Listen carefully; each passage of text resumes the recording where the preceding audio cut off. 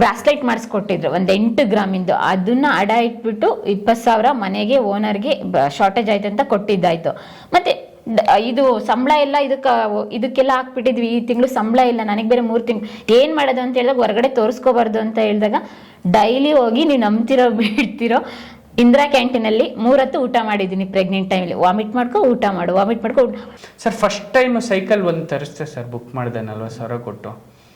ಅಂದ್ರೆ rotation sir, ದುಡ್ಡಿಲ್ಲ ಅಂತಲ್ಲ. ಇವಾಗ ದುಡ್ಡು ಇಲ್ಲದೆ ಇರೋ ಕತೆ ಕೇಳಿದ್ರಿ, ಮತ್ತೆ ದುಡ್ಡು ಬಂತು, ಮತ್ತೆ ಈ ದುಡ್ಡನ್ನ ಇಲ್ಲೆಲ್ಲೋ ಇನ್ವೆಸ್ಟ್ಮೆಂಟ್ ಮಾಡಿದೆ, ಅಲ್ಲೆಲ್ಲೋ ಓಡಾಡ್ತಾ ಪೇಪರ್ ಬಾಯಿಂದ ದುಡ್ಡು ಬಂತಲ್ಲ, ಅದನ್ನ ಇಲ್ಲಿಗೆ ಹಾಕಿದ್ರು. ಪೇಪರ್ ಬಾಯ್ದು ಕಂಪ್ನಿ ಮರ್ಜ್ ಮಾಡಿದೆ, ಅದರಿಂದ ಒಂದು ಗುಡ್ ವಿಲ್ ಅಮೌಂಟ್ ಬಂತು, ಅದು ತಗೊಂಡೆ, ಇನ್ಯಾವುದಕ್ಕೂ ಇನ್ವೆಸ್ಟ್ಮೆಂಟ್ ಮಾಡಿದೆ, SIP ಮಾಡಿದೆ.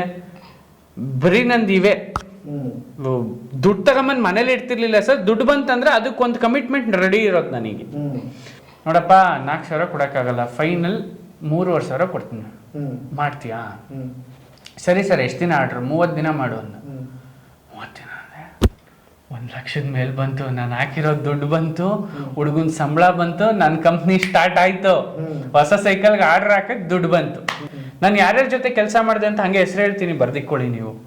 Sir, burger king, McDonald's, Uber, Ola, ನೀವು ಯಾವ ಬೇಕಾದ ಸಿನಿಮಾ ಹೇಳಿ, ಯಾವ cinema? Sudarshan silks, Poorvika mobiles, Sangeetha mobiles, ಆಮೇಲೆ ಪೆಟ್ರೋಲ್ ಬಂಕ್ಸ್, ಜೆಫೋನ್ಸ್, ಯೂಬಾನ್ ಅಂತ ಹೆಡ್ಫೋನ್ಸ್ ಏರ್ಪೋರ್ಟ್ಸ್ ಬರ್ತಾವೆ, Ubon company, JDS, BJP, Congress, BBMP. ಯಾವನ್ ಬರ್ಡೇ ಆದ್ರೂ ನನ್ನ ಸೈಕಲ್ ಬಂಗಾರಪ್ಪನಿಂದ ಹಿಡಿದು ಎಲ್ಲರವರೆಗೂ. ಕುಮಾರಸ್ವಾಮಿದು ಆಯ್ತಾ. ಎಲೆಕ್ಷನ್ ಬಂದ್ರೆ ಕ್ಯಾಂಪೇನ್ ಎಲೆಕ್ಷನ್ಸ್ ಬಂತು ಅಂದ್ರೆ ನಿಂತ್ಕೊಳ್ಳಕ್ಕೆ ಟೈಮ್ ಇಲ್ಲ. ಕಂಪ್ನಿ ಶುರು ಆಗೋಯ್ತು, 300 ಸೈಕಲ್ ಆಯ್ತು, 4.25 ಕೋಟಿ ದುಡ್ದೆ. 4.25 ಕೋಟಿ, 58 ಲಕ್ಷ ಟ್ಯಾಕ್ಸ್ ಕಟ್ಟಿದೆ. ಬರ್ರಿ ಬೀಗ್ರ, ಊಟ ಮಾಡೋಣ. ಬಾಳ್ ಮಂದಾಗ್ಲಿ ತಗೋರಿ. ನಿಮ್ ಬಾಯಾರಿಕೆಯಿಂದ ಹಂಗ ಆಗ್ಲೇವಾ? ಪ್ರಮುಖವಾದ ಘಟ್ಟಕ್ಕೆ ಬಂದಿದ್ದೀವಿ. ಡಿಜಿಟಲ್ ಮಾಧ್ಯಮ ಹೇಗೆ ಉದಯ ಆಯ್ತು? ಸರ್, ಡಿಜಿಟಲ್ ಮಾಧ್ಯಮ ಹೇಗೆ ಶುರುವಾಯ್ತು ಅಂತ ಹೇಳ್ಬೇಕಂದ್ರೆ ಅದಕ್ಕೊಂದು ಚಿಕ್ಕ ಕಥೆ ಇದೆ ಸರ್. ಓಕೆ. ಏನದು ಪೂರ್ವಭಾವಿ ಕಥೆ ಅಂತಂದ್ರೆ, ಇದು ನಮಗೆ ಅನಿವಾರ್ಯನೂ ಅಲ್ಲ, ಅನಿಶ್ಚಿತತೆನೂ ಅಲ್ಲ ಸರ್. ಅನಿವಾರ್ಯದಿಂದ ಶುರು ಮಾಡಿದ ಕೆಲಸನೂ ಡಿಜಿಟಲ್ ಮಾಧ್ಯಮ ಅಲ್ಲ ಸರ್. ನನ್ನ ಬಿಸ್ನೆಸ್ ತುಂಬಾ ಸಕ್ಸಸ್ಫುಲ್ ಆಗಿ ರನ್ ಆಗ್ತಾ ಇತ್ತು. ನಾನೊಂದು ಮಾರ್ಕೆಟಿಂಗ್ ಕಂಪ್ನಿನ ಸ್ಟಾರ್ಟ್ ಮಾಡ್ಬಿಟ್ಟಿದ್ದೆ ಸರ್, ಆ ರೇಂಜ್ಗಾಗಲೇ. ಅಂದರೆ ನಾನು ಯಾವಾಗ ಡಿಜಿಟಲ್ ಮಾಧ್ಯಮ ಶುರು ಮಾಡಬೇಕು ಅಂತ ಅನ್ಕೊಂಡೆ, ಆ ಸಮಯಕ್ಕಾಗಲೇ ನಿಮಗೆ ಗೊತ್ತಿದೆಯಾ, ಲೈವ್ ಯೂನಿಟ್, OB ವ್ಯಾನ್ ಅಂತಾರೆ, ಚಾನಲ್ ಅವ್ರು ಛತ್ರಿ ಹಿಡ್ಕೊಂಡು ಆ ಥರದ್ದು ನನ್ನ ಹತ್ರ OB ಯೂನಿಟ್ಸ್ ಅಂತ ಬರುತ್ತೆ ಸರ್. ಆ OB ಯೂನಿಟ್ಸ್ ಇದು ಅಷ್ಟು ಲಕ್ಷಾಂತರ ಖರ್ಚಾಗ್ತದೆ. ಕಂಪ್ನಿ ಕೆಲಸ ಬಿಟ್ಟು ಬಂದ ಮೇಲೆ ಒಂದಿನ ನೈಟ್ ಎಲ್ಲ ಮನೆಗೆ ಬರ್ಲಿಲ್ಲಲ್ಲ, ಆ ದಿನ ರಾತ್ರಿ ಕುತ್ಕೊಂಡು ಏನ್ ಮಾಡ್ಬೇಕು ಅಂತ ಯೋಚನೆ ಮಾಡಿದಾಗ ಒಂದು ನ್ಯೂಸ್ ಪೇಪರ್ ತರಬೇಕು ಅಂತ ಸ್ಟಾರ್ಟ್ ಮಾಡಿದೆ. ಕನ್ನಡ ಪತ್ರಿಕೆಗಳು, ಸಂಜೆ ವಾಣಿ, ಈ ಸಂಜೆ ಪತ್ರಿಕೆಗಳು ಬಿಟ್ಟು ಇಂಗ್ಲಿಷಲ್ಲಿ ಯಾವೂ ಇರಲಿಲ್ಲ. ಒಂದೇ ಒಂದು ಪತ್ರಿಕೆ ಇತ್ತು, ಆ ಪತ್ರಿಕೆಯಲ್ಲಿ ನಾನು ಕೆಲಸ ಮಾಡಿ ಎಡಿಟೋರಿಯಲ್ ಕಂಪ್ಲೀಟ್ ಎಕ್ಸ್ಪರ್ಟ್ ಇದ್ದೆ. ಸೊ ನನಗೇನು ಅನ್ನಿಸ್ತು, ಇದೇ ರೀತಿ ಒಂದು ಪತ್ರಿಕೆಯನ್ನ ನಾನು ತರಬೇಕು. ಯಾಕೆಂದ್ರೆ ಆ ಸಮಯಕ್ಕಾಗಲೇ ಆ ಪತ್ರಿಕೆಯನ್ನ ಗೋವಾಗೆ ಸೇಲ್ ಮಾಡ್ಬಿಟ್ಟಿದ್ರು ಅವರು, ಎಡಿಷನ್ನ. ಸೊ ಬೇರೆ ಆಪ್ಷನ್ ಇರಲಿಲ್ಲ. ಸೊ ಇಟ್ಸ್ ಗೋಯಿಂಗ್ ಗುಡ್ ಅಂತ ಅನಿಸ್ತು. ಆಮೇಲೆ ನನಗೆ ಅದ್ರ ನಾಲೆಡ್ಜ್ ಸಂಪೂರ್ಣವಾಗಿತ್ತು. ಒಂದು ಪತ್ರಿಕೆಯನ್ನ ನಡೆಸುವಂತಹ ಕೆಪಾಸಿಟಿ ನನಗೆ ಆ ಏಜಲ್ಲೇ ಇತ್ತು. ಒಂದು ಅಷ್ಟು ವೈಡ್ ರೇಂಜ್ ಆಫ್ ನಾಲೆಡ್ಜು ಹೆಂಗೆ ಬಂತು ಅಂತ ಗೊತ್ತಿಲ್ಲ sir. That's all from God's grace ಅಷ್ಟೇ. That's all from experience. ಹೇಳ್ತಾರಲ್ಲ, ಯಾವುದನ್ನು ನಾವು ಅನ್ಕೊಂಡಲ್ಲೇ ಮಾಡ್ತಾ ಹೋದಾಗ ಪ್ರತಿಯೊಂದು ನಮ್ಮನ್ನ ಸೇರ್ತಾ ಬರುತ್ತೆ ಅಂತ, ಅದು ಹಾಗೆ ಬಂದಂಥ ಕಲೆ ನನಗೆ. ಸೊ ಫಸ್ಟ್ ನಾನು ಡಿಸೈಡ್ ಮಾಡಿದೆ ನ್ಯೂಸ್ ಪೇಪರ್ ಮಾಡಬೇಕು ಅಂತ. ಸೊ ನ್ಯೂಸ್ ಪೇಪರ್ ಡಿಸೈಡ್ ಮಾಡಿದ್ರ ಮೇಲೆ ನಾನು RNA ರಿಜಿಸ್ಟ್ರೇಷನ್ ಮಾಡಲೇಬೇಕು. ಸೊ RNA ರಿಜಿಸ್ಟ್ರೇಷನ್ ಮಾಡಬೇಕು ಅಂದರೆ ನಾನು ಡೆಲ್ಲಿಗೆ ಹೋಗ್ಲೇಬೇಕು, ಇಲ್ಲಾಂದರೆ ಇಲ್ಲಿ ದಲ್ಲಾಳಿಗಳ ಮೂಲಕ ಮಾಡಿಸ್ಬೇಕು. ಈ ಫೀಲ್ಡಲ್ಲೂ, ನಮ್ಮ ಜರ್ನಲಿಸಮ್ ಫೀಲ್ಡಲ್ಲೂ ಗ್ಯಾಮ್ಲಿಂಗ್ ಇದೆ, ಬ್ರೋಕರ್ಸ್ ಇದ್ದಾರೆ.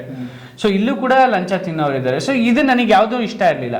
ಸೊ ಹಾಗಾಗಿ ನಾನು ಒಂದಿನ ಹೇಳಿದೆ, ಇಲ್ಲಮ್ಮ ಒಂದು ಪತ್ರಿಕೆ ತರಬೇಕು ಅಂತಿದ್ದೀನಿ, ಹೆಂಗೆ ತರ್ತೀಯ?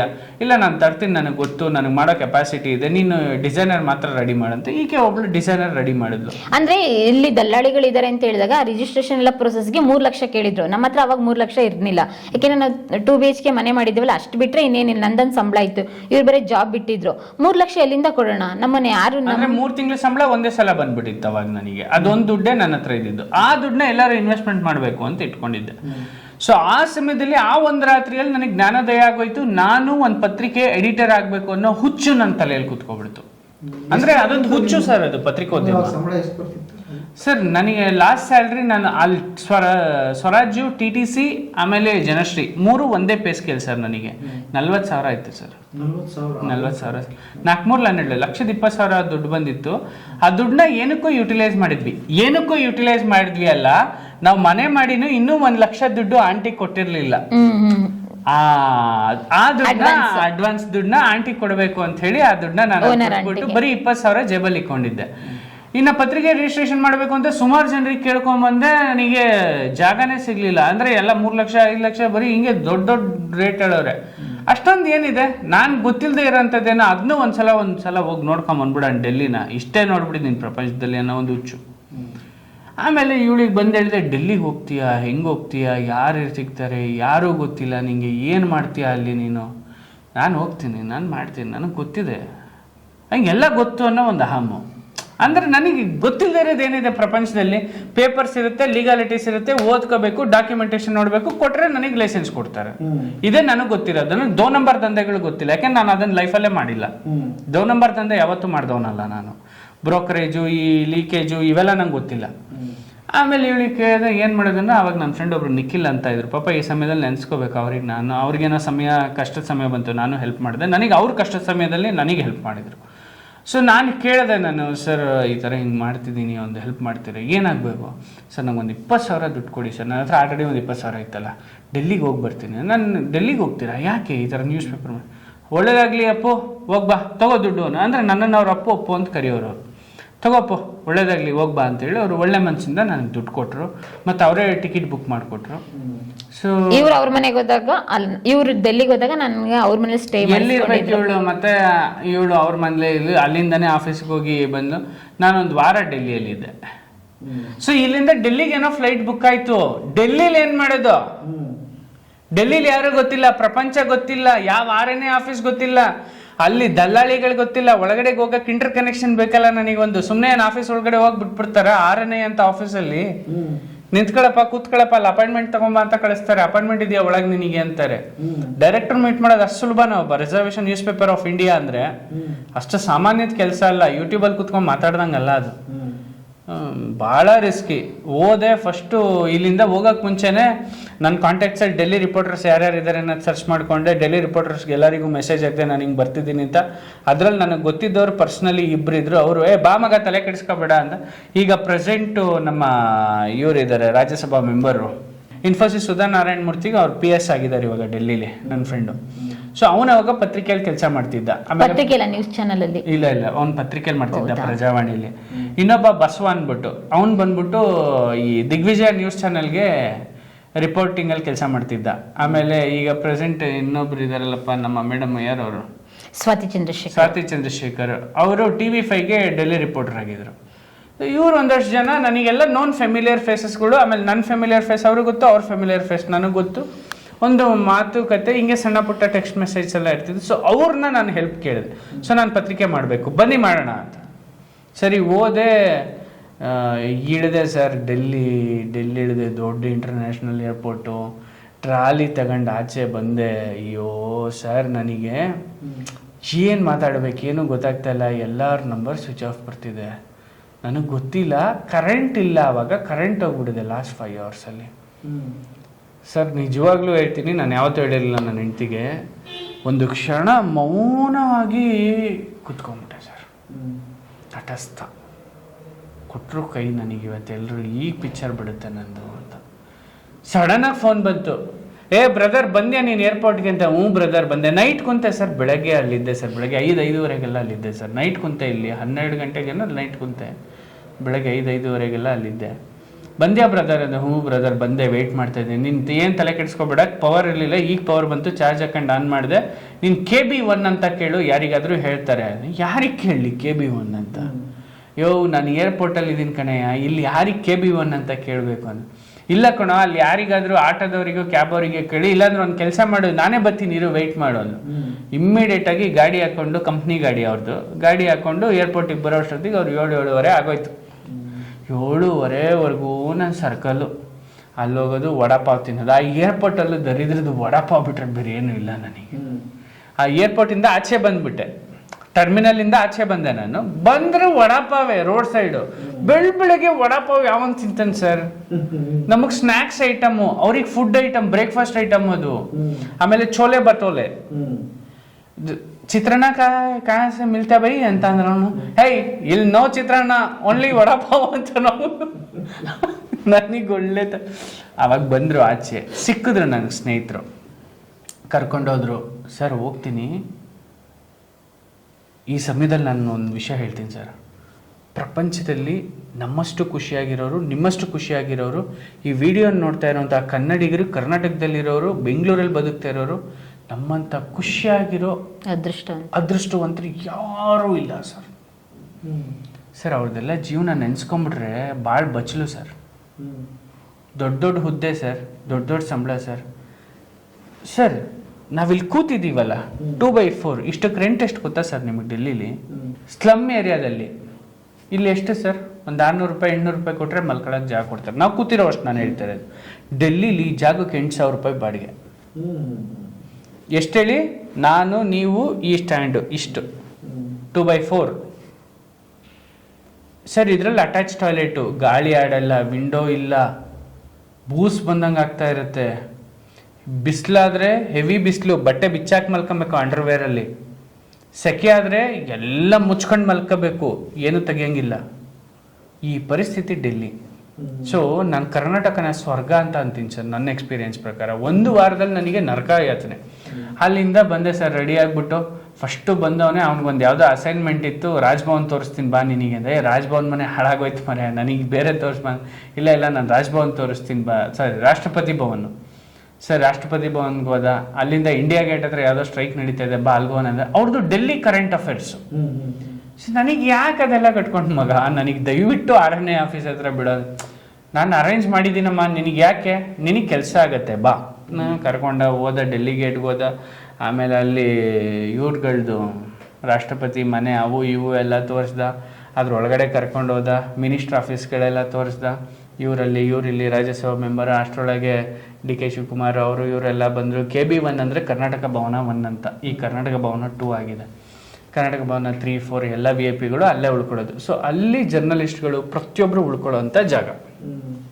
ಅಲ್ಲಿ ನನ್ನ ಉಳಿಸಿ ಅಲ್ಲಿಂದ RNA ಆಫೀಸಿಗೆ ಕೊನೆಗೆ ಸಂಜೆ 4 ಗಂಟೆಗೆ ಕರ್ಕೊಂಡೋದೆ ಸರ್. ಹೋದೆ ಸರ್ ಆಫೀಸ್ ಒಳಗಡೆಗೆ. ಅಪ್ಲಿಕೇಶನ್ ತಂದಿದ್ದೀರಾ ಅಂದರು. ಕೊಟ್ಟೆ ಸರ್. ಕೊಟ್ಟ ಮೇಲೆ ಅವ್ರು ಹೇಳಿದ್ದು ಇಷ್ಟೇ, 1 ವಾರ ಬಿಟ್ಟು ಬರೋಗಿ.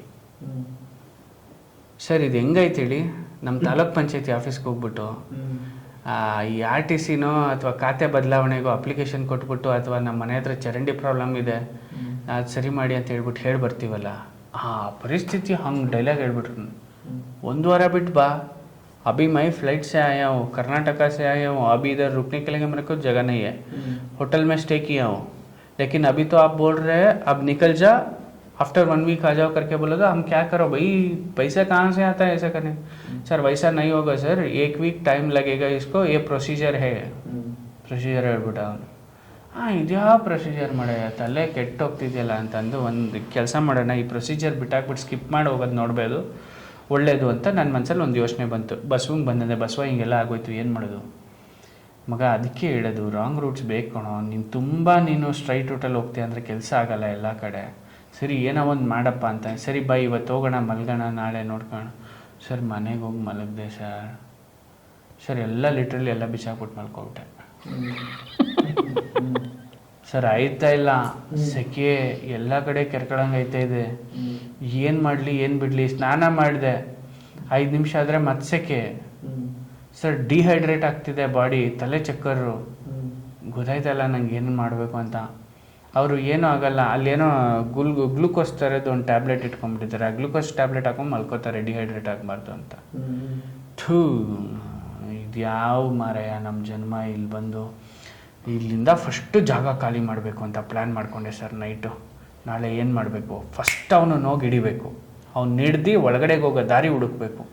ಹೋದೆ ಸರ್. ಬೆಳಗ್ಗೆ ಇವ್ನು ಬಿಟ್ಟಾಕ್ಬಿಟ್ಟೆ ಫ್ರೆಂಡ್ನ.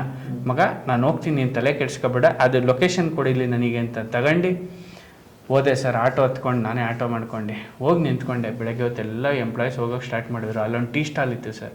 ಹೋಗಿ ನಿಂತ್ಕೊಂಡೆ, ಅಣ್ಣ ಇಲ್ಲಿ ಪೇಪರಲ್ಲಿ ಕೆಲಸ ಆಗ್ಬೇಕು ನಂಗೆ RNIಯಲ್ಲಿ, ಕೌನ್ ಕರ್ತಾ ಅಂದೆ. ಏಕ್ ಆದ್ಮಿ ಹೇ ಹಮಾರಾ ಬಂದಾ, ಪೈಸಾ ದಿಯೇಗಾ ಕಾಮ್ ಹೋ ಜಾಯೇಗಾ ಅಂದ ಅವನು. ಓಕೆ ಓಕೆ ಆಯಿತು, 2 ಸಿಗರೇಟ್ ಕೊಡು ಅಂದೆ. ಇಟ್ಕೊಂಡೆ, 2 cigarette ಸೇದ್ದೆ, 4 cigarette ಸೇದ್ದೆ, 6 cigarette ಸೇದ್ದೆ, 8 ಸೇದ್ದೆ, 10 ಸೇದ್ದೆ. Kaha by ತುಮಾರಾ ಬಂದಾ ಅಂದೆ. ಅವನು ಅಭಿ ಆ ರहा है, अभी फ़ोन किया मैं, अभी करको 1 घंटा हो गया भाई, कब आ जाएगा वो आदमी अंताने. अभी आता है ना, मैं बुला रहा हूँ, थोड़ा रुकना भाई, इधर ऐसा अर्जेंट नहीं हो जाता. ಬಂದ ಸರ್ ಅವನು 1 ಗಂಟೆಗೆ, 1 ಗಂಟೆ ಹೋಗ್ಯಾ. ಬೆಳಗ್ಗೆ ನಾನು 6 ಗಂಟೆಗೆ ಮನೆ ಬಿಟ್ಟು ಹೋಗಿದ್ದೀನಿ ಅವ್ನು ಕ್ಯಾಚ್ ಮಾಡೋಕ್ಕೆ. 1 ಗಂಟೆಗೆ ಬಂದ ಅಸ್ಸಾಮಿ, ಅವನು ಡೈರೆಕ್ಟರ್ PS ಬಂದ. ಅವನು ಒಂದು ವಿಲ್ಸ್ ಹಾಕ್ಕೊಂಡು ಹಚ್ಕೊಂಡು ಚಾಕ್ಲೇಟ್ ಹಾಕ್ಕೊಂಡು ಹಿಂಗೆ ಅಂದ್ಕೊಂಡು ತಲೆ ಕೆರ್ಕೊಂಡು ಕೌನ ಅಂದ. हमको एक रजिस्ट्रेशन चाहिए सर बस अंदर. क्या टाइटल है सर? Evening times. नहीं होगा, चले जाओ यहाँ से. सर क्यों ऐसा बोल रहे, क्या होगा सर? पैसा मैं दे दूँ ना, काम करके दियो बस. कितना पैसा देंगे आप? 10,000 देंगे सर. 10,000? सिर्फ 10,000 के लिए एक टाइटल भेजा मैं? 1 लाख का टाइटल है यार, अच्छा सा टाइटल बोल दिया तुम्हें. मैं किसी को बेचेगा तो 1 लाख मिल जाएगा. इंಥ कचड़ा ನನ್ನ ಮಕ್ಕಳು ನೋಡಿ. सर ठीक है सर, उतना पैसा मेरे पास नहीं है, मेरे पास है सिर्फ 20. मैं इधर से निकलने की है और पैसा अरेंज करूँगा मैं. कोई बात नहीं, 20 देता हूँ, काम हो जाएगा क्या? 5 दिन में हो जाएगा, तुम इधर ही रुकना पड़ता है, लाइसेंस लेके जाओ. ಸರಿ ಇವನು 20,000 ಕೊಟ್ಟೆ ಸರ್ ಕೆಲಸ ಮಾಡಿಕೊಡು ಅಂತ. ವೆಯ್ಟ್ ಮಾಡಿದೆ. ಮತ್ತೆ ನೆಕ್ಸ್ಟ್ ಡೇ ಹೇಳ್ಬಿಟ್ಟು ಬಂದೆ, ಇನ್ನೇನು ಕೆಲಸ, ನನಗೇನು ಕೆಲಸ ಇಲ್ಲ, KBಗೆ ಹೋಗು, ತಿಂಡಿ ತಿನ್ನು, ಅಲ್ಲಿಂದ ಆಟೋ ಹತ್ಕೋ, ಬಾ RNIಗೆ, ಬೆಳಗ್ಗೆ ಕಾಯಿ, ಅವನು 12 ಗಂಟೆ 1 ಗಂಟೆಗೆ ಬರ್ತೇನೆ, ಸಿಗರೇಟ್ ಕೊಡಿಸು, ಸಂಜೆ ಎಣ್ಣೆ ಕರ್ಕೊಂಡೋಗು, ಕೆಲಸ ಆಯ್ತಾ ಅಂತ ಕೇಳು, ಅವನೊಂದು 2 ಪೆಗ್ ಹಾಕ್ತಾನೆ, ಅವ್ನು ಏನು ಹೇಳ್ತಾನೆ ಎಲ್ಲ. ನನಗೆ ಕಾಂಟ್ಯಾಕ್ಟ್ಸ್ ಬೇಕಲ್ಲ. ಇಷ್ಟೆಲ್ಲ ಯಾಕೆ ಮಾಡಿದೆ ಗೊತ್ತಾ? ಈ ಡ್ರಿಂಕ್ಸು, ಪಾರ್ಟಿ ಕೊಡಿಸೋದು, ಸ್ಮೋಕ್ ಹಾಕ್ಸೋದು ಇನ್ನೊಬ್ರಿಗೆ, ಇವೆಲ್ಲ ಯಾಕೆ ಅಂತಂದರೆ ಕಾಂಟ್ಯಾಕ್ಟ್ಸ್ ಬೆಳಿಬೇಕಲ್ಲ ನನಗೆ. ಮತ್ತು ಅವ್ರಿಗೆ ಅದೇ ಫ್ರೀ ಟೈಮ್ ಅಲ್ವಾ, ನಾನು ಅವ್ರ ಪ್ರೊಫೆಷ್ನಲ್ ಟೈಮಲ್ಲಿ ನಾನು ಹೋಗೋಕ್ಕಾಗಿ ಅವ್ರನ್ನ ಡಿಸ್ಟರ್ಬ್ ಮಾಡೋಕ್ಕಾಗಲ್ಲ. ಇದೆಲ್ಲ ದಾರಿ ಹುಡುಕೊಂಡು ಅವನ್ನ ಮೀಟ್ ಮಾಡಿ ಕೊನೆಗೆ ಲೈಸೆನ್ಸ್ ತೊಗೊಂಡು ಬೆಂಗಳೂರಿಗೆ ಬಂದೆ ಸರ್. ಬರ್ಬೇಕಾದ್ರೆ ಕಾಸಿಲ್ಲ ಸರ್, ನನ್ನ ಹತ್ರ ಕಾಸೆಲ್ಲ ಖಾಲಿ ಆಗೋಗ್ಬಿಟ್ಟಿತ್ತು. ನನ್ನ ಫ್ರೆಂಡ್ನ ಕಾಸು ಇಸ್ಕೊಂಡು ಅಲ್ಲಿರೋವನ ಹತ್ರನೇ ನನಗೆ ಫ್ಲೈಟ್ ಟಿಕೆಟ್ ಬುಕ್ ಮಾಡುವಂಥ ಫ್ಲೈಟ್ ಟಿಕೆಟ್ ಹಾಕ್ಸ್ಕೊಂಡು, ಮಗ ನಾನು ಬೆಂಗಳೂರಿಗೆ ತಲುಪಿದ ಮೇಲೆ ಕೊಡ್ತೀನಿ, ತಲೆ ಕೆಡ್ಸ್ಕೊಬೇಡ ಅಂದ್ಕೊಂಡು ಬೆಂಗಳೂರಿಗೆ ಬಂದೆ. ಲೈಸೆನ್ಸ್ ಸಿಕ್ತು ಅನ್ನೋ ಖುಷಿ ಒಂದು ಕಡೆ, ಕಾಸಿಲ್ಲ ಇಲ್ಲಿ ಬಂದಮೇಲೆ ಅನ್ನೋದು ಇನ್ನೊಂದು ಕಡೆ. ಅಷ್ಟೊತ್ತಿಗೆ ಇವ್ರದ್ದು 1 ತಿಂಗಳು ಸಂಬಳ ರೆಡಿ ಇತ್ತು. ಕೊಡಮ್ಮ 5 ತಿಂಗಳು ಬಾಡಿಗೆ ಕಟ್ಬಿಟ್ಟು ಮಿಕ್ಕಿದ್ದು ನನ್ನ ಕೈಲಿ ಕೊಡಿಲಿ, ಏನೋ ಮಾಡ್ತೀನಿ ಅಂತ ಅಂದ್ಬಿಟ್ಟು ಒಂದು ಚಿಕ್ಕ ಸಿಸ್ಟಮ್ ತಂದು, ಸಿಸ್ಟಮ್ ತರೋಕ್ಕೆ ನನ್ನ ಫ್ರೆಂಡಿಗೆ ಫೋನ್ ಮಾಡಿದೆ, ಮಗ ಸಿಸ್ಟಮ್ ಎತ್ಕೊಬಾ ಒಂದು ಒಳ್ಳೇದು ಅಂತ.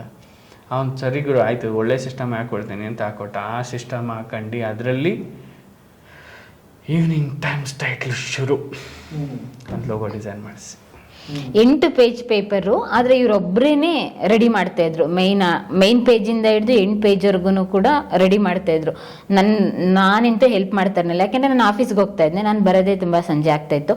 ನಾನು ಬರೋದ್ರೊಳಗಡೆ ಇವ್ರು 6 ಗಂಟೆಗೆ ಎದ್ದು, ಯಾಕೆಂದರೆ ಈವ್ನಿಂಗ್ ಟೈಮ್ಸ್ ಅಂತಲ್ಲ, ಈವ್ನಿಂಗ್ ಒಳಗಡೆ ಎಲ್ಲರಿಗೂ ರೀಚ್ ಆಗಬೇಕಲ್ಲ, 2 ಗಂಟೆ ಅಷ್ಟೊತ್ತಿಗೆ ಎಲ್ಲ ಮುಗಿಸ್ಬೇಕಿತ್ತು. ಆಮೇಲೆ ಎಲ್ಲರಿಗೂ ವಾಟ್ಸಪ್ ಮಾಡಬೇಕಿತ್ತು, ಪ್ರಿಂಟ್ ಕಳಿಸ್ಬೇಕಿತ್ತು, ಸಂಜೆ ಅಷ್ಟೊತ್ತಿಗೆ ಎಲ್ಲರ ಕೈಲೂ ಬರಬೇಕಿತ್ತು.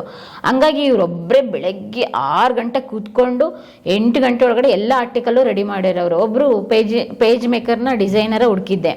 ಅವರು ಪಾಪ ನಮಗೆ ಹೆಲ್ಪ್ ಮಾಡಿದ್ರು. ಅವ್ರು ಹೆಂಗೆ ವರ್ಕ್ ಮಾಡ್ತಾರೆ, ನಾನು ಹೆಂಗೆ ಇವಾಗ ಡಿಜಿಟಲ್ ಮಾಧ್ಯಮಕ್ಕೆ ವರ್ಕ್ ಮಾಡ್ತಾ ಇದ್ದೀವಿ, ಹಂಗೆ ಅವರು 8 ಪೇಜ್ಗೆ ಒಂದೇ ಸಲ ಕೂತ್ಕೊಂಡ್ರೆ 2 ಅವರ್ಸಲ್ಲಿ ಮುಗಿಸಾಕ್ಬಿಡೋರು, ಅಷ್ಟು ಫಾಸ್ಟಾಗಿ ಎಡಿಟ್ ಮಾಡೋರು. ನಾನು ಬಂದು ನೋಡ್ತೀನಿ ಮೆಟ್ರೋ ಇಳ್ಕೊಂಡು, ಕಣ್ಣೆಲ್ಲ ಕೆಂಪಗಾಗಿರೋವು ಇವರವು. ಏನು ಮಾತಾಡಿಸ್ಲಿ, ಏನು ಬಿಡಲಿ, ಅಷ್ಟು 8-9 ತಿಂಗಳು ನಡೆಸ್ತಾರೆ ಸರ್. ಆಗಲ್ಲ ಅನ್ಸ್ಬಿಡ್ತು. ಎಷ್ಟು ಸೇಲ್ಸ್ ಅಲ್ಲ ಸರ್, ನಾನು ಡಿಜಿಟಲ್ ಕನ್ವರ್ಟ್ ಮಾಡಿಬಿಟ್ಟೆ. ನಾನು 1 ತಿಂಗಳು ಸರ್ ಸೇಲ್ಸ್ ಮಾಡಿದ್ದು, ಡಿಜಿಟಲ್ಗೆ ಬಂದ್ಬಿಟ್ಟೆ ನಾನು. ಅಷ್ಟೊತ್ತಿಗೆ ಡಿಜಿಟಲ್ ಸ್ಟಾರ್ಟ್ ಆಯಿತು ಸರ್. ಎಲ್ಲರೂ ಡಿಜಿಟಲ್ ಮಾಡೋಕ್ಕೆ ಸ್ಟಾರ್ಟ್ ಮಾಡ್ಕೊಂಡ್ರು. ನನಗನ್ನಿಸ್ತು ಈ ಪತ್ರಿಕೆ ಬಿಟ್ಬಿಟ್ಟು ಡಿಜಿಟಲ್ ಮಾಡಿಬಿಟ್ರೆ ಬೆಸ್ಟು ಅಂತ ಡಿಜಿಟಲ್ ಪ್ಲ್ಯಾಟ್ಫಾರ್ಮ್ ಸ್ಟಾರ್ಟ್ ಮಾಡಿದೆ ಸರ್.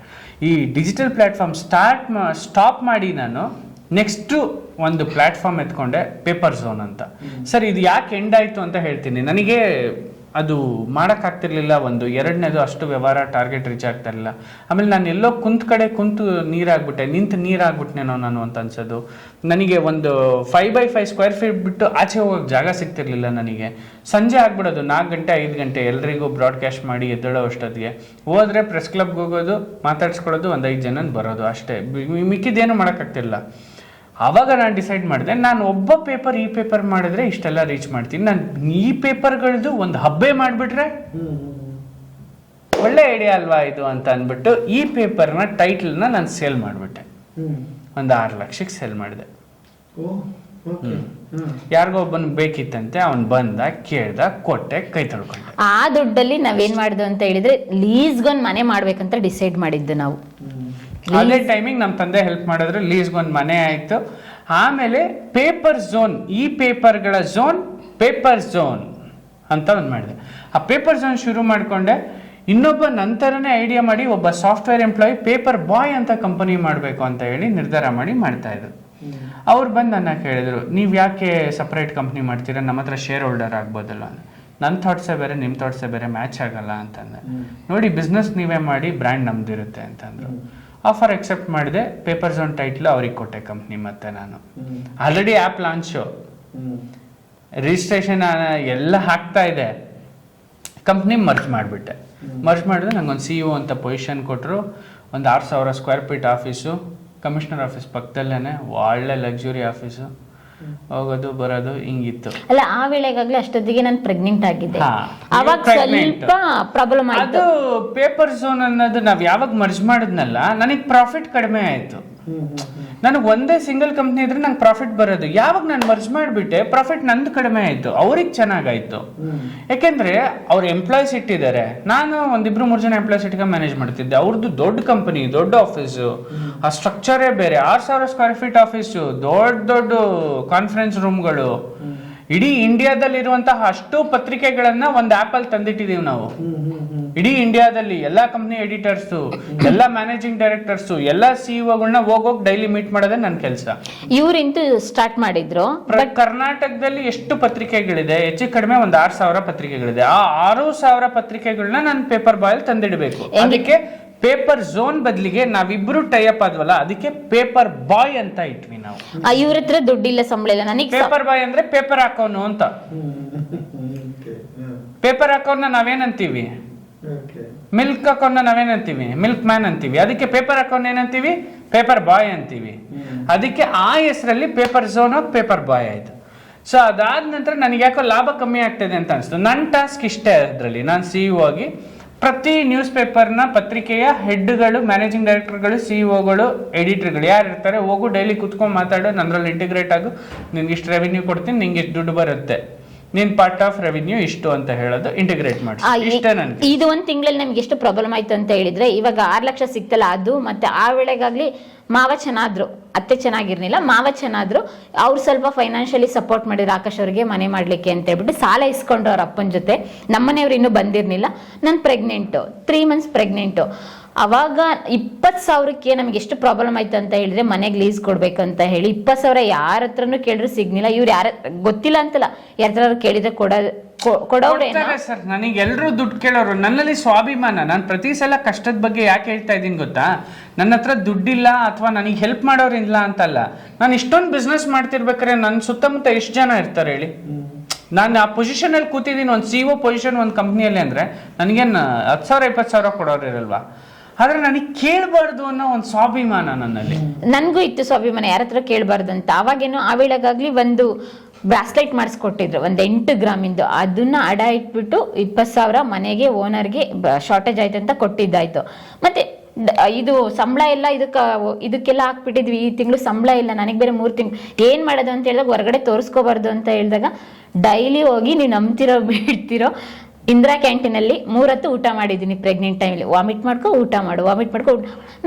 ಅಲ್ಲಿ ಆಫೀಸಲ್ಲೆಲ್ಲ ಕೇಳ್ತಾ ಇದ್ದಾರೆ, ಏನಕ್ಕಮ್ಮ ನೀನು ಊಟ ಮನೆಯಿಂದ ತರ್ತಾ ಇಲ್ಲ ಅಂದರೆ, ಇಲ್ಲ ನನ್ನ ಫ್ರೆಂಡ್ ಯಾರೋ ಬರ್ತಾರೆ, ಹಂಗಾಗಿ ಅಲ್ಲೇ ಹೊರಗಡೆ ಮೀಟ್ ಮಾಡ್ತಾ ಇದ್ದೀನಿ, ಆಕಾಶ್ ಅವ್ರು ಬರ್ತಾರೆ ಅಂತ ಹೇಳ್ತಾ ಇದ್ದೆ. ಬಟ್ ಅವರಿಗೆಲ್ಲ ಹೇಳ್ಕೋಬಾರ್ದಲ್ಲ, ಯಾಕೆಂದ್ರೆ ಅವ್ರ ಮನೆಯಿಂದ ತಂದ್ಕೊಡೋರು ಎಲ್ಲ ಮಾಡೋರು, ಅವರಿಗೆಲ್ಲ ಯಾಕೆ ರಿಸ್ಕ್ ಅಂತ ಹೇಳಿ. ಅದೊಂದು 2 ತಿಂಗಳು ನಮಗೆ ಹೆಲ್ಪ್ ಮಾಡೋರು ಇಲ್ಲ ಅಂತ ಅಲ್ಲ, ನಮಗೆ ಇನ್ನೊಬ್ರ ಹತ್ರ ಹೆಲ್ಪ್ ತಗೊಳ್ಳೋ ಇಷ್ಟ ಇಲ್ಲ ಅಂತ. ಇನ್ನೊಬ್ರು ನನಗೆ ಯಾವತ್ತೋ ಒಂದಿನ ನಾನು ಬೆಳೆದಿದ್ದಿನ ನಾನು ಅವನಿಗೆ ಹಿಂಗೆ ಕಷ್ಟದಲ್ಲಿದ್ದ ಕಣೋ, ಅವನಿಗೆ ನಾನು ದುಡ್ಡು ಕೊಟ್ಟು ಬೆಳೆಸ್ದೆ ಅಂತ ಇನ್ನೊಬ್ಬ ನನಗೆ ಹೇಳಿದ್ರೆ ನನಗೆ ಅದು ಇಷ್ಟ ಆಗಲ್ಲ.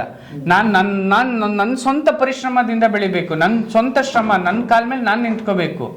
ಇನ್ನೊಬ್ಬ ನನಗೆ ಯಾವತ್ತೂ ನನ್ನಿಂದ ನೀನು ಬೆಳೆದೆ ಅನ್ನೋದು ಯಾವನೂ ಹೇಳ್ಬಾರ್ದು. ಸರ್ ಇವತ್ತಿಗೂ ಪೇಪರ್ ಬಾಯ್ ಇದೆ, ಕಂಪ್ನಿ ಮುಚ್ಚಿಲ್ಲ, ದೊಡ್ಡ ಕಂಪ್ನಿ 6,000 ಸ್ಕ್ವೇರ್ ಫೀಟಲ್ಲಿದೆ, ಇವತ್ತು HSR ಲೇಔಟಲ್ಲಿದೆ, ಆಯಿತಾ.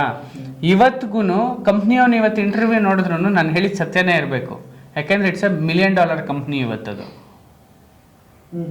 ಅರ್ಥ ಆಯ್ತಾ? ಇವತ್ತು ನಂದೊಂದು ಚೇಂಬರ್ ಇದೆ ಅಲ್ಲಿ. ಅಂದ್ರೆ 2 ತಿಂಗಳು ಕಷ್ಟ ಆಯ್ತು, ಯಾಕಂದ್ರೆ ಇವ್ರಿಗಿನ್ನೂ ಪ್ರಾಫಿಟ್ ಬಂದಿರಲಿಲ್ಲ, ಮತ್ತೆ ನಮ್ದೆಲ್ಲ ಇನ್ವೆಸ್ಟ್ಮೆಂಟ್ ಅಲ್ಲಿಗೆ ಹಾಕಿದ್ದು. ಅವಳಿಗಾಗಿ ನಾವು 2 ತಿಂಗಳು ಇಂದಿರಾ ಕ್ಯಾಂಟೀನಲ್ಲೇ ಊಟ ಮಾಡಿರೋದು ನಾನು ಪ್ರೆಗ್ನೆಂಟ್ ಇದ್ದಾಗ. ಅದ್ರ ಜೊತೆಗೇನೆ ನಾನು ರಿಜಿಸ್ಟ್ರೇಷನ್ ಮಾಡಿಸ್ಬೇಕಿತ್ತು, PhD ಆ ಪ್ರೋಸೆಸ್ ಎಲ್ಲ ನಡೀತಿದ್ದು. ಆಮೇಲೆ ಮತ್ತೆ ಹಿಂಗಿದ್ದು ಮತ್ತೆ ಹಿಂಗಾಯ್ತು. ಸೊ ಅದೇಂಗೆ ಅಂತ ಅಂದ್ರೆ ಮಗ PhD ಅಲ್ಲಿ ಒಂದು ಇದಾಯ್ತಾ, ನನಗೆ ಇಲ್ಲಿ ಬೇರೆ ಇದಾಯ್ತಾ. ಅದ್ರ ನಡುವೆ ಎಷ್ಟು ಬಿಸ್ನೆಸ್ ಮಾಡ್ತಿದ್ದೆ ಅಂದ್ರೆ ನಾನು ಸಿನಿಮಾ ಮಾರ್ಕೆಟಿಂಗ್ ಮಾಡ್ತಿದ್ದೆ, ಸಿನಿಮಾ ಅಡ್ವರ್ಟೈಸಿಂಗ್ ಮಾಡ್ತಿದ್ದೆ, ಆಮೇಲೆ ಸಿನಿಮಾ ಪ್ರಮೋಷನ್ಸ್ ಮಾಡ್ತಿದ್ದೆ, ಆನ್ಲೈನ್ ಪೇಜಸ್ ಮಾಡ್ತಿದ್ದೆ, ಟ್ರೋಲ್ ಪೇಜಸ್ಗಳು ಮಾಡ್ತಿದ್ದೆ. ಇವೆಲ್ಲ ಈಗ ಅವಾಗಲೇ ಮಾಡ್ತಿದ್ವಿ ನಾವು ಅದನ್ನೆಲ್ಲ. ಸಿನಿಮಾಗಳನ್ನ ಬೇರೆ ಬೇರೆ ರೀತಿ ಪ್ರಮೋಟಿಂಗ್ ಮಾಡೋ ಟ್ಯಾಕ್ಟಿಕ್ಸ್ ಮಾಡಿಸ್ತಾ ಇದ್ದೆ, ಆಮೇಲೆ ಪ್ರೊಮೋ ಶೂಟ್ಸ್ ಮಾಡಿಸೋದು, ಪ್ರಮೋಟ್ ಮಾಡಿಸೋದು, ಇದೆಲ್ಲ ಮಾಡ್ತಿದ್ದೆ. ಇದ್ರ ಜೊತೆಗೆ ನಾನು ಈ ಡೆಲ್ಲಿಗೆ ಏನು ಹೋಗಿದ್ನಲ್ಲ, ಈ ಡೆಲ್ಲಿಗೆ ಹೋಗಿ ಬಂದ ಮೇಲೆ ಬಡ್ಡಿ ಮಗಂದು ಒಂದು ಐಡಿಯಾ ನೋಡಿದ್ದೆ ಅಲ್ಲಿ. ಸರ್ ಅಲ್ಲಿ ಬಿಸಿಲು ಜಾಸ್ತಿ ಆದ್ರೆ ಬಂದ್ಬಿಡ್ತಾರೆ ಕೆಳಗೆ ನೇಪಾಳದಿಂದ, ಚಳಿ ಜಾಸ್ತಿ ಆದ್ರೆ ಹಿಮಾಲಯದಿಂದ ಬಂದ್ಬಿಡ್ತಾರೆ, ಜಮ್ಮುವಿಂದ, ಇರಕ್ಕಾಗಲ್ಲ ಅಂತ. ಸೊ ಅಲ್ಲಿಂದ ಬಂದು ಏನ್ ಮಾಡ್ತಾರೆ ಗೊತ್ತಾ ಇವ್ರು? ಏನ್ ಕೆಲಸ ಹೇಳಿ ಇವ್ರದ್ದು? ರಿಕ್ಷಾ ತುಳಿಯೋದು, ಸೈಕಲ್ ರಿಕ್ಷಾ. ಆ ಸೈಕಲ್ ರಿಕ್ಷಾ ನಮ್ಮ ಆಟೋ ರಿಕ್ಷಾ ಹೆಂಗಿರುತ್ತೆ ಹಂಗೆ ಇರುತ್ತೆ, ಆದ್ರೆ ಇವ್ರು ತುಳಿತಾರೆ. ಅದ್ರ ಮೇಲೆ ಒಬ್ಬ ಅಡ್ವರ್ಟೈಸ್ಮೆಂಟ್ ಹಾಕೊಂಡು ಡಿಫ್ರೆಂಟ್ ಆಗಿ ಹೋಗ್ತಿದ್ದೆ ಸರ್. ನೋಡಿದ್ನೆಲ್ಲ ಫೋಟೋ ತೆಗ್ದಿಟ್ಟಿದ್ದೆ, ಸೂಪರ್ ಆಗಿತ್ತು ಗಾಡಿ. ನಾನು ಅನ್ಕೊಂಡೆ ಆಗ ಪರ್ಫೆಕ್ಟ್ ಟೈಮ್ ಅಲ್ಲಿ ನಮ್ಮಲ್ಲಿ ಬೆಂಗಳೂರಿನ BBMP ಅವರು, ಬೃಹತ್ ಬೆಂಗಳೂರು ಮಹಾನಗರ ಪಾಲಿಕೆಯವರು flex hoardings inside the Bangalore on urban limits is prohibited ಅಂತ ಲಾಂಚ್ ಮಾಡ್ಬಿಟ್ಟಿದ್ರು. ಸರ್ ನನಗೆ BBMP ಮೇಲೆ ಯಾಕೆ ಕಂಡುಬಿತ್ತು ಅಂದ್ರೆ, ನಾನು BBMP ಬೀಟ್ ಮಾಡ್ತಿದ್ದೆ. ನಮ್ಮಲ್ಲಿ ರಿಪೋರ್ಟಿಂಗ್ ಅಲ್ಲಿ 5 ತರ ರಿಪೋರ್ಟಿಂಗ್ ಹೇಳ್ತೀವಿ: metro reporting, political reporting, crime reporting, cinema reporting, film reporting. So ಈ 5 ರಿಪೋರ್ಟಿಂಗ್ ಅಲ್ಲಿ ಮೆಟ್ರೋ ರಿಪೋರ್ಟಿಂಗ್ ಅಲ್ಲಿ BBMP is a part of metro reporting. BBMP, BESCOM, BMRDA, BDA, BMRCL, IRCTC, ಆಮೇಲೆ BMTC, KSRTC ಇವೆಲ್ಲ part of metro reporting. BBMP ಇಂದ bylaw ಹೊಡೆಸ್ಬಿಟ್ಟಿದ್ರು, bylaw stop ಮಾಡಿದ್ರು. Bylaw ಮೇಲೆ supreme court ಇಂದ order ತಂದು ಸ್ಟಾಪ್ ಮಾಡಿಸ್ಬಿಟ್ರು. ಬೈಲಾ ಏನ್ ಹೇಳುತ್ತೆ ಅಂತಂದ್ರೆ, ಫ್ಲೆಕ್ಸ್ ಬ್ಯಾನರ್ಗಳನ್ನ ಬೆಂಗಳೂರು ಲಿಮಿಟ್ಸ್ ಅಲ್ಲಿ, ಅರ್ಬನ್ ಲಿಮಿಟ್ಸ್ ಅಲ್ಲಿ ಹಾಕಂಗಿಲ್ಲ, ಮತ್ತೆ ಕೀಪ್ ಯುವರ್ ಸಿಟಿ ಕ್ಲೀನ್. ಆ ಬ್ಯಾನರ್ ಹಾಕೋದ್ರಿಂದ ಪ್ರಾಬ್ಲಮ್ ಏನಾಗ್ತಾ ಇದೆ ಅಂತಂದ್ರೆ, ಆಪೋಸಿಟ್ ಇಂದ ಗಾಡಿಯಲ್ಲಿ ಬೆಳಕು ಬ್ಯಾನರಿಗೆ ಬಿದ್ದು ವಾಪಸ್ ಹೊಡಿತಾ ಇದೆ, ರಿಪಲ್ ಆಗ್ತಾ ಇದೆ. ಸೊ ಅದರಿಂದ ಬಹಳಷ್ಟು ಆಕ್ಸಿಡೆಂಟ್ಗಳಾಗ್ತಾ ಇದೆ. ಮತ್ತೆ ಎಲ್ಲಂದ್ರಲ್ಲಿ ಈ ಬ್ಯಾನರ್ಗಳು ಅರ್ದು ಹಂಗಂಗೆ ಕೆಳಗಡೆ ಇಳೆ ಬಿಟ್ಟಿರೋದು. ಸೊ ಅದನ್ನ ಯಾವ್ದನ್ನು ತೆಗಿತಾ ಇರ್ಲಿಲ್ಲ, ಕ್ಲೀನಿಂಗ್ ಇರ್ತಿರ್ಲಿಲ್ಲ. ಸೊ ಅದಕ್ಕೋಸ್ಕರ ಬ್ಯಾನ್ ಮಾಡ್ಬಿಟ್ರು. ಸೊ ಅದರ ಅಡ್ವಾಂಟೇಜ್ ನಾನು ತಗೊಂಡೆ, ಟ್ರೈಸೈಕಲ್ ಬ್ರ್ಯಾಂಡಿಂಗ್ ಸ್ಟಾರ್ಟ್ ಮಾಡಿದೆ. ಅಲ್ಲಿ ಏನ್ ಸೈಕಲ್ ನೋಡಿದ್ದೆ, ಸೇಮ್ ಸೈಕಲ್ ಇಲ್ಲ ಹಾಕ್ದೆ. ಎಕೋ ಫ್ರೆಂಡ್ಲಿ ಸೈಕಲ್, ಯಾರಿಗೂ ಡಿಸ್ಟರ್ಬ್ ಇಲ್ಲ, ಯಾರಿಗೂ ತೊಂದರೆ ಇಲ್ಲ, ಯಾರಿಗೂ ತೊಂದರೆನೂ ಕೊಡಲ್ಲ. ಮತ್ತೆ ಇದರಿಂದ ಒಂದು ಮ್ಯಾನ್ ಪವರ್ ಜನರೇಟ್ ಆಗುತ್ತೆ, ಅನ್ಎಂಪ್ಲಾಯ್ಮೆಂಟ್ ತೊಲಗುತ್ತೆ. ಆಮೇಲೆ ಇದು ಎಕೋ ಫ್ರೆಂಡ್ಲಿ ಗ್ರೀನ್ ಸಿಟಿ ಆಗಿ ನಾವೇನ್ ಬೆಂಗಳೂರು ಕಾನ್ಸೆಪ್ಟ್ ಇದೆ ಅದಕ್ಕೆ ಸಪೋರ್ಟಿವ್ ಸಿಸ್ಟಮ್ ಆಗಿರುತ್ತಿದ್ದು ಅನ್ನೋ ಕಾನ್ಸೆಪ್ಟ್ ನ ಎಸ್ಟಾಬ್ಲಿಷ್ಮೆಂಟ್ ಮಾಡಿ ಹೋಗಿ ಒಂದು ಲೆಟರ್ ಕೊಟ್ಟೆ ಮಾಡಿ. It's granted, cycle is eco friendly, we don't have any objections sir. ಅದಕ್ಕೆ ನಾವು ಹಿಂದ್ಗಡೆ ಬ್ಯಾನರ್ ಹಾಕ್ತೀವಿ, use cloth banner not plastic banner ಅಂತ. ಅಂದ್ರೆ ನಾವು ಮುಂಚೆ ಯೂಸ್ ಮಾಡ್ತಿದ್ರೆ ಪ್ಲಾಸ್ಟಿಕ್ ಫ್ಲೆಕ್ಸ್ ಎಲ್ಲ ಇಲ್ಲೆಲ್ಲ ಯೂಸ್ ಮಾಡ್ಬಿಡಿ, ಕ್ಲಾತ್ ಬ್ಯಾನರ್ ಯೂಸ್ ಮಾಡಿ, ಅಡ್ವರ್ಟೈಸ್ಮೆಂಟ್ ಮಾಡಿ. ಅದೇ ನಾವು ಟ್ರೆಂಡ್ನ ಇವನ್ ಸಿನಿಮಾಗೆ ಮಾಡಿದ್ದು, ರಿಷಬ್ ಶೆಟ್ಟಿ ಸಿನಿಮಾಗೆ, ಸರ್ಕಾರಿ ಹಿರಿಯ ಪ್ರಾಥಮಿಕ ಪಾಠಶಾಲೆ. ತುಂಬಾ ತುಂಬಾ ಸಿನಿಮಾಗಳಿಗೆ ಸಿನಿಮಾ ಮಾಡಿದ್ರೆ. ಸೈಕಲ್ ಎಲ್ಲಿಂದ ತರಿಸಿದ್ರಿ? ಸೈಕಲ್ ಹೆಂಗ್ ಮಾಡಿದ್ರಿ? ಸೊ ಇವ್ರದ್ದು ಎಂತದಪ್ಪ ಅದು, ಬೆಲ್ ಬಾಟಮ್ ಪ್ರಮೋಷನ್, ಸರ್ಕಾರಿ ಹಿರಿಯ ಪ್ರಾಥಮಿಕ ಪಾಠಶಾಲೆ ರಿಷಬ್ ಶೆಟ್ಟಿದು, ಇವಕ್ಕೆಲ್ಲ ಪ್ರಮೋಷನ್ ನಂದೇ ಫಿಕ್ಸ್. ಅದಾದ್ಮೇಲೆ ಸೊ ಸೈಕಲ್ ಹೆಂಗ್ ತಂದೆ ಅಂದ್ರೆ, ಸೈಕಲ್ ನ ಫಸ್ಟ್ ಟೈಮು ಇಲ್ಲಿ ಅಂಗಡಿಯಲ್ಲಿ ಹೋಗಿ ಒಬ್ಬನಿಗೆ ಕೇಳಿದೆ, ಎಷ್ಟಾಗತ್ತಪ್ಪ ಈ ತರ ಮಾಡ್ಕೊಡಕ್ಕೆ. ಸೊ ಒಂದೇ ಸಲ 80,000 90,000 ಹೇಳ್ಬಿಡದ, ಏನ್ ಬೈಕ್ ಲೆಕ್ಕಾಚಾರಕ್ಕೆ ಇನ್ನೊಂದು 10,000 ಹೇಳಿದ್ರೆ ಮಾರುತಿ 800 ಜನ್ನೇ ಬಂದ್ಬಿಡುತ್ತೆ ಸರ್. ಏನ್ ಗುರು ಸೈಕಲ್ಗೆ ಇಲ್ಲ ಸರ್, ಅದು ಆ ಗೇಜಿಂದ ಹಾಕ್ಲೇಬೇಕು, ಇಲ್ಲಾಂದ್ರೆ ನಿಮ್ಗೆ ಅದು ತಡೆಯಲ್ಲ. ಸರಿ, ಈ ತರ ಸೈಕಲ್ ಎಲ್ಲಿ ಸಿಗುತ್ತೆ ಮತ್ತೆ ಹುಡ್ಕಕ್ಕೆ ಸ್ಟಾರ್ಟ್ ಮಾಡಿದೆ. ನನ್ನ ಫ್ರೆಂಡಿಗೆ ಫೋನ್ ಮಾಡಿದ, ಮಗ ಈ ತರ ಸೈಕಲ್ ಅಡ್ಡಾಡ್ತಿರುತ್ತೆ ನೋಡು, ನಿಂಗೆ ಒಂದು ಫೋಟೋ ಕಳ್ಸಿದ್ದೀನಿ, ಎಲ್ಲಿ ಸಿಗುತ್ತೆ ಕೇಳು ಅಂತ. ಅವನು ಡೆಲ್ಲಿಯಿಂದ ಒಂದು 150-200 ಕಿಲೋಮೀಟರ್ ದೂರದಲ್ಲಿ ಒಂದು ಕಡೆ ಮ್ಯಾನುಫ್ಯಾಕ್ಚರರ್ ಇದ್ದಾನೆ, ಅವ್ನು ಮಾಡಿ ಕಳಿಸ್ತಾನೆ, ಅವ್ನ ನಂಬರ್ ಕಳಿಸ್ಕೊಡ್ತೀನಿ. HHW ಕೇರ್ ಅಂತ ನೋಯ್ಡಾಯಿಂದ ಸೈಕಲ್ ಸಿಗುತ್ತೆ ಜಾಗದಲ್ಲಿ, ಅಲ್ಲೊಬ್ಬ ವೆಂಡರ್ ಇದ್ದಾನೆ, ಮಾಡ್ತಾನೆ. ಎಷ್ಟು ಸೈಕಲಿ ಅಂತಂದರೆ 25,000. ಅಯ್ಯೋ ನಜ್ಜಿ, ಅಲ್ಲಿಂದ ತರೋಷ್ಟೊಳಗೆ ಎಷ್ಟಾಗುತ್ತೆ? 40,000 ಬೀಳುತ್ತೆ. VRLಗೆ 8,000 ಹೋಗುತ್ತೆ. ಮನೆಗೆ ತಂದು ಫಿಟ್ಟಿಂಗ್ ಮಾಡಿ ರೆಡಿ ಮಾಡಿದ್ರೆ 40,000. ಒಂದು ಸೈಕಲ್ಗೆ ಬಂಡವಾಳ 40,000. ಸರಿ, ಅದನ್ನು ತಂದ್ರೂ ಅಡ್ವರ್ಟೈಸ್ಮೆಂಟ್ ಕೊಡೋರು ಯಾರು ಗೊತ್ತಿಲ್ಲ. ಹೆಂಗೆ ಮಾಡೋದು ಇದನ್ನು ಮಾರ್ಕೆಟ್ನ ಅಂತ ಸ್ಟಾರ್ಟ್ ಮಾಡಿ. ಸರ್ ಫಸ್ಟ್ ಟೈಮ್ ಸೈಕಲ್ ಒಂದು ತರಿಸ್ತೆ ಸರ್, ಬುಕ್ ಮಾಡಿದೆ 40,000 ಕೊಟ್ಟು. ಅಂದರೆ ರೊಟೇಷನ್ ಸರ್, ದುಡ್ಡಿಲ್ಲ ಅಂತಲ್ಲ. ಇವಾಗ ದುಡ್ಡು ಇಲ್ಲದೆ ಇರೋ ಕತೆ ಕೇಳಿದ್ರಿ, ಮತ್ತೆ ದುಡ್ಡು ಬಂತು, ಮತ್ತೆ ಈ ದುಡ್ಡನ್ನ ಇಲ್ಲೆಲ್ಲೋ ಇನ್ವೆಸ್ಟ್ಮೆಂಟ್ ಮಾಡಿದೆ, ಅಲ್ಲೆಲ್ಲೋ ಓಡಾಡ್ತಾ ಪೇಪರ್ ಬಾಯಿಂದ ದುಡ್ಡು ಬಂತಲ್ಲ, ಅದನ್ನ ಇಲ್ಲಿಗೆ ಹಾಕಿದ್ರು. ಪೇಪರ್ ಬಾಯ್ದು ಕಂಪ್ನಿ ಮರ್ಜ್ ಮಾಡಿದೆ, ಅದರಿಂದ ಒಂದು ಗುಡ್ ವಿಲ್ ಅಮೌಂಟ್ ಬಂತು, ಅದು ತಗೊಂಡೆ, ಇನ್ಯಾವುದಕ್ಕೂ ಇನ್ವೆಸ್ಟ್ಮೆಂಟ್ ಮಾಡಿದೆ, SIP ಮಾಡಿದೆ. ಬರೀ ನಂದು ಇವೆ ದುಡ್ಡು ತಗೊಂಬಂದು ಮನೇಲಿ ಇಡ್ತಿರ್ಲಿಲ್ಲ ಸರ್. ದುಡ್ಡು ಬಂತಂದ್ರೆ ಅದಕ್ಕೊಂದು ಕಮಿಟ್ಮೆಂಟ್ ರೆಡಿ ಇರೋದು ನನಗೆ. ಸೊ ಹಿಂಗಾಗಿ ಹಿಂಗೆ ಸುತ್ತೋಡಿತಾ ಇದ್ದೆ. ಸೊ ಇಲ್ಲೇನಾಯ್ತು, ಎಗೇನ್ ನನ್ನ ಸೈಕಲ್ ಬಂತು. ಒಂದು ಸೈಕಲ್ ತರಿಸಿದೆ, ರೆಡಿ ಮಾಡಿ ನಿಲ್ಸಿದ್ದೆ, ಬ್ಯಾನರ್ ಹಾಕ್ಬಿಟ್ಟು ಫಾರ್ ಅಡ್ವರ್ಟೈಸ್ಮೆಂಟ್ ಕಾಂಟ್ಯಾಕ್ಟ್ ಅಂತ. ಅಲ್ಲೊಬ್ಬ ನಮ್ಮ ಮನೆ ಹಿಂದ್ಗಡೆ ಇರೋನೊಬ್ಬ ಒಬ್ಬ ವ್ಯಕ್ತಿ ಬಂದ್ಬಿಟ್ಟು, ನನ್ನೊಂದು ಸಲೂನ್ ಇದೆ, ಮೈ ಡ್ರೀಮ್ಸ್ ಅಂತ ಸಲೂನು, ಅಡ್ವರ್ಟೈಸ್ಮೆಂಟ್ ಮಾಡ್ತೀರಾ ನೀವು ಇದರಲ್ಲಿ ಅಂತ. ಹಾಂ ಮಾಡ್ತೀವಲ್ಲ ಅಂತ. ಎಷ್ಟು ತಗೋತೀರಾ ನೀವು ಅಂತ. ಸರ್ ನೀವು ಎಷ್ಟು ಕೊಡ್ತೀರಾ ಅಂತ. ನೀವೊಂದು ಕೊಟೇಶನ್ ಕಳಿಸಿ ನಮ್ಮ ಬಾಸ್ ಹತ್ರ ಮಾತಾಡ್ತೀನಿ. ಹೌದಾ, ನೀವಲ್ವಾ ಬಾಸ್? ಇಲ್ಲ ಸರ್. ಹಂಗಾರೆ ನಿಮ್ಮ ಬಾಸ್ ಅಪಾಯಿಂಟ್ಮೆಂಟ್ ಕೊಡಿಸಿ ನಾನು ಬಂದು ಮಾತಾಡ್ತೀನಿ ಅಂತ. ಸರಿ ಸರ್ ಆಯ್ತು ಅಂತ. ಅವನು ಮೈ ಡ್ರೀಮ್ಸ್ ಸಲೂನು ಬೆಂಗಳೂರಲ್ಲಿ ಆಲ್ಮೋಸ್ಟ್ 48 ಸಲೂನ್ ಇದೆ ಅವ್ರದ್ದು. ಒಂದೊಂದು ಸಲೂನ್ 40-50 ಲಕ್ಷ, 1 ಕೋಟಿ. ಸರಿನಾ, 40-50 ಕೋಟಿ ಒಡೆಯ ಅವನು. ಶ್ರೀರಾಮ್ ರೆಡ್ಡಿ ಅಂತ ಅವ್ರ ಹೆಸರು. ಆಯಪ್ಪ ಬಂದ್ಬಿಟ್ಟು ನನಗೆ ಕರ್ಸ್ಕೊಂಡ್ರು, ಡೈರೆಕ್ಟಾಗಿ ಮೀಟ್ ಮಾಡಿದ್ರು. ಇತ್ತೋರ್ಸ ನಿಂದೇನೋ ನಮ್ಮ ಹುಡುಗ ಅಂದ ಭಾಳ ಚೆನ್ನಾಗಿದೆ ಅಂತ, ಅದೇನು ಮಾಡಿದ್ಯಾ? ಸರ್ ಏನು ಮಾಡಿಲ್ಲ, ಹಿಂಗಿದೆ ನೋಡಿ ಅಂದೆ. ಸೂಪರ್ ಐಡಿಯಾ ಅಲ್ಲ, ನಮ್ಗೆ ಬ್ಯಾನರ್ ಹಾಕಕ್ ಬಿಡ್ತಿಲ್ಲ ಎಲ್ಲರೂ ಬಡಿ ಮಕ್ಕಳು. ಹಾಕು ನಾಳೆಯಿಂದ 2 ಗಾಡಿ ಅಂದ್ರು. ಸರ್ ನಾಳೆಯಿಂದ 2 ಗಾಡಿ ಆಗಲ್ಲ, 1 ಗಾಡಿ ಆಗುತ್ತೆ. ಇನ್ನೊಂದು ಕಡೆ ಓಡ್ತಿದೆ 1 ಗಾಡಿ, ಆ ಗಾಡಿ ತಗೊಂಬರ್ತೀನಿ, ಹಾಕ್ತೀನಿ ನಿಮಗೆ ಇನ್ನೊಂದು ವಾರದಲ್ಲಿ. ಯಾಕೆಂದ್ರೆ 1 ವಾರ ಟೈಮ್ ಸಿಕ್ಕಿದ್ರೆ ನೋಯ್ಡಾದವನಿಗೆ ಆರ್ಡರ್ ಕೊಡ್ಬೋದು. ನೋಯ್ಡಾಯಿಂದ ಬರಕ್ 1 ವಾರ ಬೇಕು. VRL ಅಲ್ಲಿ ತಗೊಂಬಂದು ಫಿಟ್ಟಿಂಗ್ ಬಂದು ಬ್ಯಾನರ್ ಹಾಕಿ ರೆಡಿ ಮಾಡಿ ಹಾಕ್ಸ್ಬೇಕು. ಸ್ಟಾರ್ಟ್ ಮಾಡಿದೆ ಸರ್ ಬಿಸ್ನೆಸ್. ಸರ್ ಎಷ್ಟು ಕೊಡ್ತೀರಾ ಹೇಳಿ ಅಂತ ಕೇಳಿ, ಪರ್ ಡೇ ಎಷ್ಟು ಹೇಳಿ ನಿಮ್ದನ್ನು. ನಾನು ಸರ್ ನನಗೇನು ಐಡಿಯಾ ಇರಲಿಲ್ಲ ಸರ್. ಪರ್ ಡೇ ಒಂದು 4,000 ಅಂದೆ. ಇವಾಗ ಅಯ್ಯೋ ಕ್ಯಾಂಟ್ರ್ ಗಾಡಿ ಬರ್ತೈತೆ, ಟಾಟಾ AC 2,000 ರೂಪಾಯಿ ಕೊಟ್ಟರೆ ಮಾಡ್ತಾನೆ, ಒಂದು ದಿನ ಎಲ್ಲ ಓಡಾಡಿಸ್ತಾನೆ 40 ಕಿಲೋಮೀಟ್ರು ಅಂದರು. ನಾನು ಏನು ಹೇಳಬೇಕು ಅಂತ ಗೊತ್ತಾಗಿಲ್ಲ. ಸಡನ್ನಾಗಿ ನನ್ನ ಮೈಂಡಲ್ಲಿ ಏನೋ ಬಂತು ಸ್ಟ್ರಾಟಜಿ. ಸರ್ ನೋಡಿ ಸರ್, ಟಾಟಾ AC ಬಂದ್ಬಿಟ್ಟು ನಿಮಗೆ ಹೆಂಗೆ ಅಂತ ಅಂದರೆ ಸ್ಪೀಡಾಗಿ ಹೋಗುತ್ತೆ, ಸೈಕಲ್ಲು ಸ್ಲೋ ಆಗಿ ಹೋಗುತ್ತೆ, ವಿಸಿಬಿಲಿಟಿ ಜಾಸ್ತಿ ಅಲ್ವಾ ಸರ್ ಅಂದೆ. ಹೌದು ಕಣೆಯ, ನೀನು ಹೇಳೋದ್ರಲ್ಲೂ ಅರ್ಥ ಇದೆ ಅಂದ ಅವನು. ಸರ್ ಮತ್ತೆ ನೋಡಿ, ನಿಮಗೆ ಅರ್ಥ ಆಗ್ತಾ ಇದೆಯಾ? ಅವ್ನು 40 ಕಿಲೋಮೀಟರ್ ಲೆಕ್ಕ ತೋರಿಸ್ತಾನೆ. ನಮ್ಮ ಹುಡುಗರು ಯಾವಾಗಲೂ ರೋಡ್ ಮೇಲೆ ಇರ್ತಾರೆ. ಯೋಚನೆ ಮಾಡಿ ಸರ್ ಒಂದ್ಸಲ. ಸರ್ ಆಮೇಲೆ ಇವಾಗ ನಾನು ಲೈಟ್ ಹಾಕಿಲ್ಲ, ನೈಟ್ ಆದರೆ ಲೈಟ್ ಆನ್ ಆಗ್ಬಿಡುತ್ತೆ, ನೋಡಿ ಬೇಕಾದ್ರೆ ಹೆಂಗಿರುತ್ತೆ ಅಂತ ಅಂತ ಅಷ್ಟೆಲ್ಲ ಮಾಡ್ಬಿಟ್ಟಿದ್ದೀನಿ ಇದರಲ್ಲಿ. ಅದು ಆ್ಯಕ್ಚುಲಿ ಲೈಟ್ ಇಲ್ಲ, ಅವಾಗಿನ್ನೂ ಕಾನ್ಸೆಪ್ಟ್ ಆಗುತ್ತಿಲ್ಲ. ಸುಮ್ಮನೆ ಹಂಗೆ ಡೌ ಮಾಡಿದೆ, ಒಳಗಡೆಯಿಂದ ಲೈಟ್ ಕೊಡ್ಬೋದಲ್ಲ ಅನ್ನೋ ಒಂದು ಫೀಲು. ಯಾಕೆಂದ್ರೆ ನನಗೆ ಆರ್ಡರ್ ಬೇಕಲ್ಲ. ಸೊ ಸರಿ ಆಯಿತು ನೋಡಪ್ಪ, 4,000 ಕೊಡೋಕ್ಕಾಗಲ್ಲ, ಫೈನಲ್ 3,500 ಕೊಡ್ತೀನಿ, ಮಾಡ್ತೀಯಾ? ಸರಿ ಸರ್, ಎಷ್ಟು ದಿನ ಆರ್ಡ್ರು? 30 ದಿನ ಮಾಡು ಅಂದ. 30 ದಿನ ಅಂದರೆ 1 ಲಕ್ಷದ ಮೇಲೆ ಬಂತು. ನಾನು ಹಾಕಿರೋ ದುಡ್ಡು ಬಂತು, ಹುಡುಗನ ಸಂಬಳ ಬಂತು, ನನ್ನ ಕಂಪ್ನಿ ಸ್ಟಾರ್ಟ್ ಆಯಿತು. ಹೊಸ ಸೈಕಲ್ಗೆ ಆರ್ಡರ್ ಹಾಕಕ್ಕೆ ದುಡ್ಡು ಬಂತು. ಸರ್ 2 ಸೈಕಲ್ ಹಾಕಿದೆ. ಅವ್ನು ಇನ್ನೊಂದು ಬ್ರಾಂಚ್ ಕೊಟ್ಟ ತ್ಯಾಗರಾಜ್ ನಗರಲ್ಲಿ, ಅಲ್ಲೊಂದು 2 ಸೈಕಲ್ ಹಾಕಿದೆ. ಅಲ್ಲಿಂದ ಬಂದ ವಿಜಯನಗರಲ್ಲಿ ಹೊಸ ಸಲೂನ್ ಸ್ಟಾರ್ಟ್ ಮಾಡ್ದೆ, ಅಲ್ಲೊಂದು 2 ಕೊಟ್ಟ, ಅಲ್ಲಾಗ್ದೆ. ಮತ್ತೆ ಇದು ಮಾನ್ಯತಾ ಟೆಕ್ ಪಾರ್ಕ್ ಹಿಂದೆಗಡೆ, ಮಾನ್ಯತಾ ಟೆಕ್ ಪಾರ್ಕ್ ಹಿಂದೆಗಡೆ ಹೊಸ ಸಲೂನ್ ಸ್ಟಾರ್ಟ್ ಆಯ್ತು, ಅಲ್ಲೊಂದು ತಿಂಗಳು ಕೊಟ್ಟ, ಅಲ್ಲೊಂದು 5 ಸೈಕಲ್ ಹಾಕೊಂಡ. ಸರ್ ಅವ್ನು ಕೊಟ್ಟಿದ್ದ ದುಡ್ಡೇ ಒಂದು ಒಂದು ಒಂದು ಒಂದು ಒಂದು ಒಂದು ಒಂದು ಒಂದು ಒಂದು ಸ್ಟಾರ್ಟ್ ಆಗಿ ಕೊನೆಗೆ ಬಂದ್ಬಿಡ್ತೀನಿ ಸರ್. ನಾನು ಯಾರ್ಯಾರ ಜೊತೆ ಕೆಲಸ ಮಾಡಿದೆ ಅಂತ ಹಂಗೆ ಹೆಸರು ಹೇಳ್ತೀನಿ, ಬರ್ದಿಕ್ಕೊಳ್ಳಿ ನೀವು.